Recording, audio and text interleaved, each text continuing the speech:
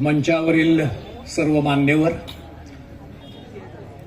आणि सगळे कलाप्रेमी विद्यार्थी, शिक्षक, पालक, अगदी थोडक्यात बोलतो आणि थोडंसं आभार प्रदर्शनाचंच भाषण माझं होईल. याचं कारण असं आहे की आमच्या ज्या सगळ्या चारही शाळा आहेत नॅशनल एज्युकेशन सोसायटीच्या विरारमध्ये, त्यामध्ये जास्तीत जास्त शिक्षक जे आहेत ते या महाविद्यालयामधनं पास झाले आहेत. आणि म्हणून या महाविद्यालयाचे आभार. बरं, ते शिक्षक सुद्धा कसे, त्यांची अतिशय क्वालिटी जी आहे, ज्या पद्धतीने गुणवत्ता त्यांनी विद्यार्थ्यांची वाढवली आहे. कारण बऱ्याच वेळा आपण गणित, विज्ञान, इंग्रजी या विषयांना फार महत्त्व देतो, पण त्याचबरोबर कला, त्याचबरोबर शारीरिक शिक्षण, संगीत हेही विषय तितकेच महत्त्वाचे आहेत. हे आपल्या लक्षात काही वेळेला येत नाही.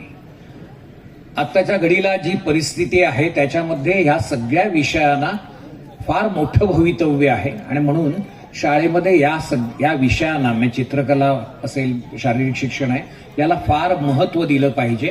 आणि त्यामुळेच ह्या महाविद्यालयातून जे आमच्याकडे शिक्षक आले त्यांनी बऱ्याच ठिकाणी या विद्यार्थ्यांना पारितोषिकं मिळवून दिली.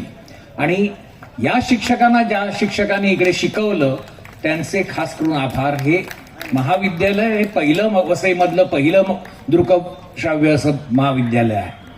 आणि ते काम जे या महाविद्यालयाने केलं त्यामुळे आमचे शिक्षक घडले, त्यामुळे आमची भावी पिढी विद्यार्थ्यांची घडते आहे.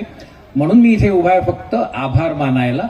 यावर्षी जी या कॉलेजमध्ये येण्यासाठी जे विद्यार्थी प्रयत्न करतात, त्यासाठी त्यांनी एलिमेंटरी आणि इंटरमिजिएट ही गव्हर्नमेंटची परीक्षा द्यायची असते. त्या परीक्षेला, इंटरमिजिएटच्या परीक्षेला साधारणपणे 3 लाखापेक्षा जास्त विद्यार्थी उपस्थित होते. आणि पहिल्यांदाच वसईमध्ये पूर्ण महाराष्ट्रातनं आमच्या शाळेत ती गायत्री गायकवाड ही पहिली आली आहे. पण मी ते तुम्हाला जे सांगतो की बीजं जी रोवली जातात तेव्हा या शिक्षकांना ही मानवंदना दिली पाहिजे. विसरता कामा नये की शिक्षकांनी काय भूमिका बजावली, त्यामुळे काय घडलं आणि त्यापुढे काय घडणार आहे. तेव्हा आम्ही तुमच्या ऋणातच राहू इच्छितो. धन्यवाद. जय हिंद, जय महाराष्ट्र.